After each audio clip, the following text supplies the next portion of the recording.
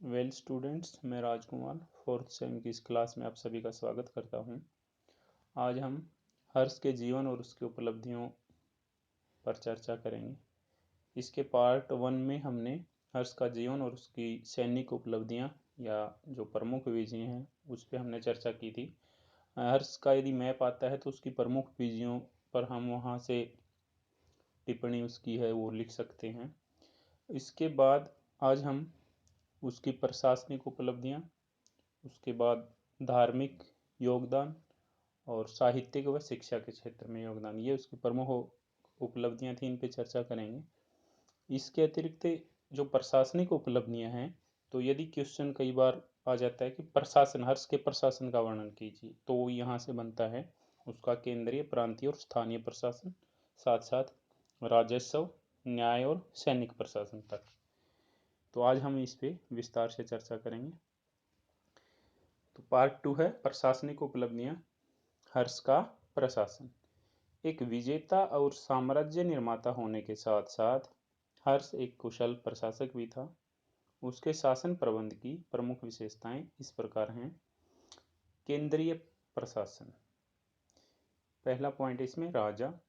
हर्ष के समय में शासन व्यवस्था का स्वरूप राजतंत्रात्मक था। राजा दैवीय उत्पत्ति में विश्वास रखता था। राजा परम भट्टारक, महाराजा धीराज, परमेश्वर, चक्रवर्ती आदि उपाधियां धारण करता था। वह राज्य का सर्वोच्च अधिकारी होता था। राजा कार्यपालिका का प्रधान अध्यक्ष, प्रधान न्यायाधीश तथा सर्वोच्च सेनापति था। वह राज्य के कर्मचारियों की नियुक्ति करता था तथा जब चाहे उन्हें पद से हटा सकता था। यद्यपि राजा की शक्तियां किसी निरंकुश शासक के समान प्रतीत होती थी, परंतु उसके शासन का प्रमुख लक्ष्य अपनी प्रजा का कल्याण करना था। इस प्रकार उसे हम उपकारी तानाशाह कह सकते हैं। बाण ने हर्ष की तुलना विष्णु, पशुपति, इंद्र व कुबेर आदि देवताओं से की है। दूसरा पॉइंट है मंत्री परिषद। सम्राट की सहायता के लिए एक मंत्री परिषद होती थी। मंत्रियों को सचिव या अमात्य कहा जाता था। मंत्री परिषद का राज्य प्रबंध पर पर्याप्त प्रभाव था। यह राजा को शासन संबंधी मामलों में सलाह देती थी। राज सिंहासन के खाली होने पर मंत्री परिषद नए राजा की नियुक्ति का निर्णय भी करती थी। राज्य की विदेश नीति निश्चित करने में भी मंत्री परिषद महत्वपूर्ण भूमिका निभाती थी। मंत्री परिषद के प्रमुख सदस्य इस प्रकार हैं। सब पॉइंट है, पहला प्रधानमंत्री। राजा के बाद साम्राज्य में प्रधानमंत्री का पद सबसे महत्वपूर्ण होता था। यह राजा को महत्वपूर्ण मामलों में सलाह देता था तथा सभी विभागों का निरीक्षण करता था और इसकी सूचना राजा को देता था। हर्ष के समय इस पद पर भंडी है वो नियुक्त था। नेक्स्ट है महासंधि विग्रहाधिकृत। यह युद्ध एवं शांति मंत्री था। इसे विदेश मंत्री भी हम कह सकते हैं। इसका प्रमुख कार्य विदेशों में अपने देश का नेतृत्व करना, विदेशों के साथ अच्छे संबंध बनाना, अपने देश में विदेशी राजदूतों का स्वागत करना, उनके ठहरने का बंदोबस्त करना आदि था। राजा उसकी सलाह के बिना किसी भी देश से युद्ध अथवा संधि नहीं करते थे। हर्ष के समय यह पद अवंती को मिला हुआ था। नेक्स्ट है महाबलाधिकृत। यह सेनाध्यक्ष होता था। हर्ष के समय इस पद पर सिंहनाद नियुक्त था। इसका प्रमुख कार्य सैनिकों को प्रशिक्षण देना, उनकी नियुक्ति करना तथा युद्ध भूमि में सेना का नेतृत्व करना था।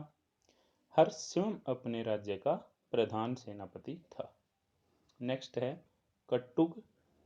कट्टुक हाथी सेना का प्रमुख होता था।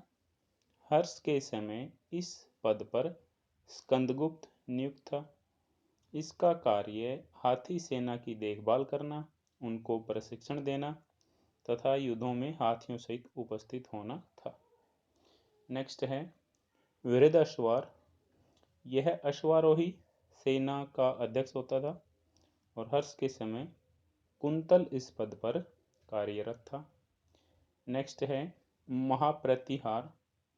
यह महल का सुरक्षा मंत्री होता था।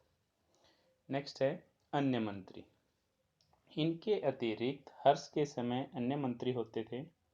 इनमें महत्तर मीमांसक जो न्यायाधीश, दिवीर लेखक, महाप्रभातार राजस्व अधिकारी, महाअक्षय पटलाधिकृत लेखा विभाग का मुखिया आदि प्रमुख थे।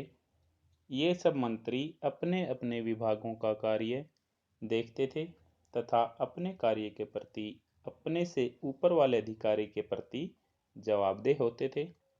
योग्य तथा ईमानदार व्यक्तियों को ही मंत्री परिषद में स्थान मिलता था। आगे है प्रांतीय प्रशासन। प्रशासनिक सुविधा की दृष्टि से हर्ष ने अपने साम्राज्य को प्रांतों में विभाजित किया हुआ था। प्रांतों को भुक्ति कहा जाता था। प्रांतीय शासक उपरिक महाराज कहलाता था। उसकी नियुक्ति राजा द्वारा की जाती थी। प्रमुख प्रांतों में यह पद सामान्यतः राज परिवार से संबंधित व्यक्तियों को ही दिया जाता था। उपरिक महाराज का प्रमुख कार्य प्रांत में शांति व्यवस्था बनाए रखना, चोर डाकुओं को पकड़ना, प्रजा की भलाई के लिए कार्य करना और राजा के आदेशों को लागू करवाना तथा न्याय करना आदि थे। नेक्स्ट है स्थानीय प्रशासन। प्रांतों का जिलों में विभाजन किया गया था जिसे विषय कहा जाता था। जिले का मुखिया विषयपति कहलाता था। उसकी नियुक्ति उपरिक महाराज द्वारा की जाती थी। विषयपति जिले में शांति व्यवस्था बनाए रखना तथा प्रजाहित के कार्य करता था। जिले के अंदर कई पाठक या तहसील होते थे तथा पाठकों के अंदर ग्राम प्रशासन की सबसे छोटी इकाई थी। ग्राम के मुखिया को ग्रामिक या ग्रामाक्ष पटलिक कहा जाता था। उसकी सहायता के लिए अनेक कर्णिक जिन्हें हम क्लर्क होते थे। ग्रामिक ग्राम पंचायत जिसमें विशिष्ट लोग भाग लेते थे, उनकी सहायता से गांव का शासन चलाते थे। उसका प्रमुख कार्य गांव की देखभाल करना, चोर डाकुओं को पकड़ना, गांव की सफाई का ध्यान रखना, प्रजा हितकारी कार्य करना, कृषकों की भलाई के लिए कार्य करना, न्याय करना आदि थे।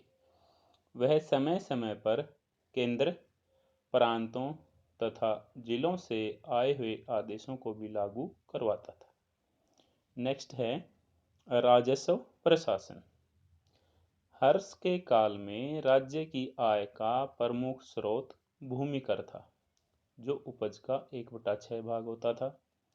भूमि कर को भाग और कहा जाता था और संभवतः वह अनाज के रूप में ही लिया जाता था। इसके अतिरिक्त हिरण्य तथा बलि भी राज्य की आय के अन्य स्रोत थे। हिरण्य कर नगद लिया जाता था तथा इसे संभवतः व्यापारी देते थे। राजा को अपनी जनता से मिलने वाले उपहार बलि कहलाते थे। इनके अतिरिक्त व्यापारिक मार्गों, घाटों, चारागाहों, खनिज पदार्थों, वनों तथा जंगलों व बिक्री की वस्तुओं पर भी कर लगाया जाता था। ह्वेनसांग के अनुसार सरकारी आय को 4 भागों में बांटा जाता था। एक भाग सरकारी कार्यों पर, दूसरा भाग राजकीय पदाधिकारियों के वेतन में, तीसरा भाग विद्वानों को पुरस्कार देने में तथा चौथा भाग विभिन्न समुदायों को दान देने में खर्च होता था। नेक्स्ट है न्याय प्रशासन। हर्ष ने एक सुसंगठित न्याय व्यवस्था का गठन किया था। राजा अंतिम न्याय का स्रोत था। अपराधी वर्ग बहुत छोटा था, फिर भी राज्य में अपराध होते थे तथा उसके लिए हर्ष ने कठोर दंडों का प्रावधान किया हुआ था। राजद्रोह के लिए मृत्युदंड दिया जाता था। सदाचार तथा सामाजिक नियमों को तोड़ने व चोरी करने पर शरीर के अंग जैसे नाक, हाथ, पैर इत्यादि काट दिए जाते थे। साधारण अपराधों के लिए हल्के दंड व जुर्माने किए जाते थे। गंभीर अपराधों के लिए मृत्युदंड के अलावा आजीवन कारावास का दंड भी दिया जाता था। अपराधी को अपने अपने अपराध के विरोध में निरपराध सिद्ध करने के लिए जल, अग्नि तथा विष परीक्षाएं भी देनी पड़ती थी। कुछ विशेष अवसरों पर बंदियों को मुक्त करने की प्रथा भी प्रचलित थी। राज्य में शांति और व्यवस्था बनाए रखने के लिए पुलिस विभाग की स्थापना हुई थी। पुलिस कर्मियों को चाट या भाट कहा जाता था। दंड कठोर होते हुए भी राज्य में सड़कें सुरक्षित नहीं थीं। यात्रियों को चोर, डाकुओं आदि का भय बना रहता था। चीनी यात्री हेन सांग को भी अपनी यात्राओं के दौरान डाकुओं ने मार्ग में 2 बार लूट लिया था। नेक्स्ट है सैनिक प्रशासन। अपने विशाल साम्राज्य की रक्षा के लिए हर्ष ने एक विशाल सेना का गठन किया हुआ था। हर्ष की सेना 4 भागों में विभाजित थी: पैदल, घुड़सवार, रथ तथा हाथी। उसकी सेना में सैनिकों की कुल संख्या लगभग 6 लाख थी, जिनमें से 1 लाख घोड़े तथा 60,000 हाथी थे। बाण की पुस्तक हर्षचरित तथा हर्ष के अभिलेखों से हमें ऊंट सेना तथा नौसेना के भी वर्णन मिलते हैं। छोटे सैनिकों को संभवतः नकद वेतन दिया जाता था, जबकि बड़े पदाधिकारियों को वेतन के बदले भूमि प्रदान की जाती थी। हर्षवर्धन ईरान तथा अफगानिस्तान से अच्छी नस्ल के घोड़े मंगवाता था। सैनिक युद्धों में तलवार, ढाल, तीर कमान, भाले, बर्छी, कुल्हाड़ियों आदि का प्रयोग करते थे। नेक्स्ट है धार्मिक क्षेत्र में योगदान। हर्ष आरंभ में हिंदू धर्म का अनुयायी था।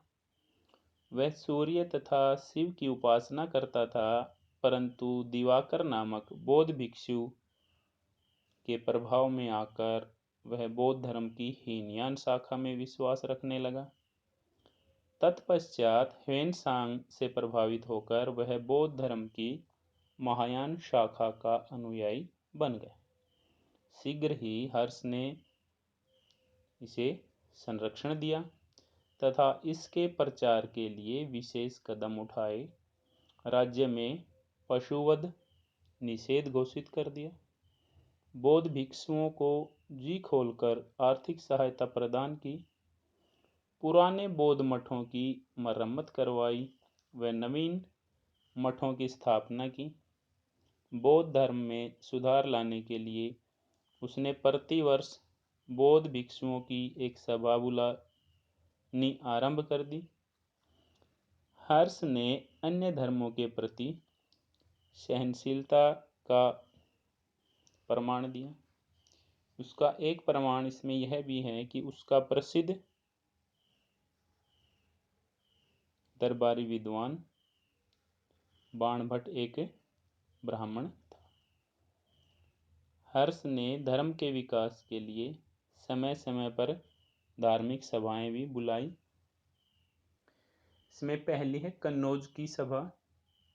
हर्षवर्धन ने बौद्ध मत की महायान शाखा का प्रचार करने के लिए कन्नौज में एक सभा बुलाई। इसमें 18 प्रदेशों के शासकों, 3000 ब्राह्मणों व जैनी, 3000 बौद्ध भिक्षुओं तथा नालंदा विहार के 1000 भिक्षुओं ने भाग लिया। कन्नौज धार्मिक सम्मेलन की शुरुआत हर्ष के भाषण से हुई, जिसमें उसने बौद्ध धर्म की महायान शाखा के सिद्धांतों का व्याख्यान दिया। सम्मेलन की अध्यक्षता ह्वेनसांग ने की। यह सभा 23 दिन तक चली। इस सभा में हर्ष ने बौद्ध धर्म की महायान शाखा के सिद्धांतों व प्रवचनों का विस्तार से व्याख्यान दिए। वास्तव में कन्नौज सभा का आयोजन महायान शाखा का एक पक्षीय प्रचार करने के लिए किया गया था। नेक्स्ट है प्रयाग की सभा। हर्षवर्धन ने 643 ईस्वी में प्रयाग में महामोक्ष परिषद का आयोजन किया। इस सम्मेलन में 20 राजाओं तथा 5 लाख लोगों ने भाग लिया। प्रयाग की इस सभा में प्रथम दिन महात्मा बुद्ध की, दूसरे दिन सूर्य की, तीसरे दिन शिव की उपासना की गई। यह भी हर्ष की धार्मिक सहनशीलता को दर्शाता है। यह सभा कुल 75 दिन चली, जिसमें चौथे दिन 10,000 बौद्ध भिक्षुओं को स्वर्ण मुद्राएं दी गई। इसके अगले 20 दिनों तक ब्राह्मणों को दान दिया गया। इसके बाद अगले 10 दिनों जैन व अन्य मतावलंबियों को दान दिए गए तथा अंतिम 30 दिनों में अनाथों, अपंगों तथा गरीब लोगों को दान दिया गया। इन 75 दिनों में हर्ष ने अपना सब कुछ दान में दे दिया तथा अपनी बहन राजश्री के हाथों वस्त्र मंगवाकर पहने।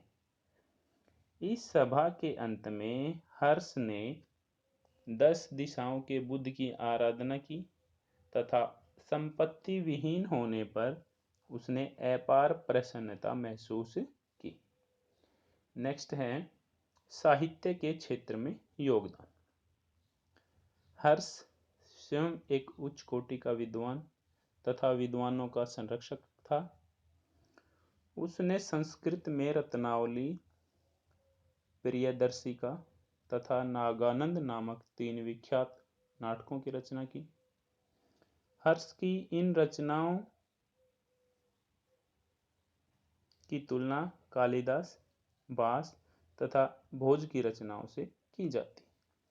स्वयं विद्वान तथा विद्या प्रेमी होने के साथ साथ हर्ष विद्वानों का उदार संरक्षक भी था।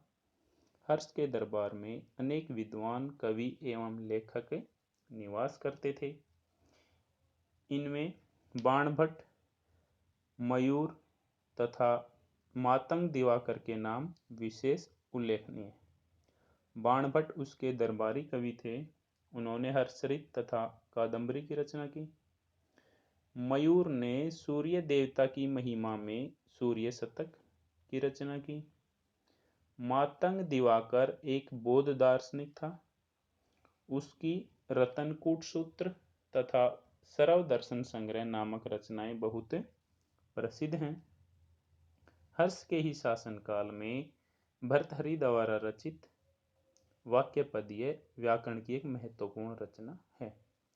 जयसेन हर्ष के काल का एक प्रकांड पंडित था। हर्ष ने उसे 80 गांवों की आय दान स्वरूप देनी चाहिए, किंतु उसने इनकार कर दिया। नेक्स्ट है शिक्षा के क्षेत्र में योगदान। हर्षवर्धन ने शिक्षा को भी काफी संरक्षण दिया। आरंभिक शिक्षा छोटे छोटे मंदिरों में दी जाती थी। उच्च शिक्षा की प्राप्ति के लिए मठों में जाना पड़ता था। तक्षशिला मठ चिकित्सा विज्ञान तथा गया मठ धार्मिक शिक्षा के लिए प्रसिद्ध था। हर्ष के काल में नालंदा विश्वविद्यालय शिक्षा का सबसे प्रमुख केंद्र था।